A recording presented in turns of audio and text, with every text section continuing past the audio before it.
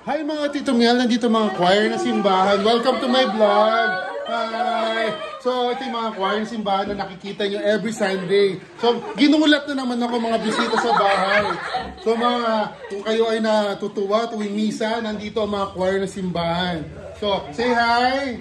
Hi! Ang gaganda ng mga boses dyan. Makikita nyo sila doon sa koro, no? Sa koro. Okay. Nag-emote lang ako ngayong oras na to. Kasi dati, part ako ng World Youth Day. Lahat ako yung dumadayo sa mga kaibigan ko para makijamming sa mga lingkod kabataan ng simbahan.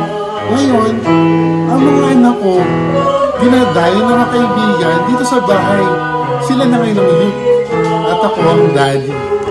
Well, I'm glad. Nag-emote lang.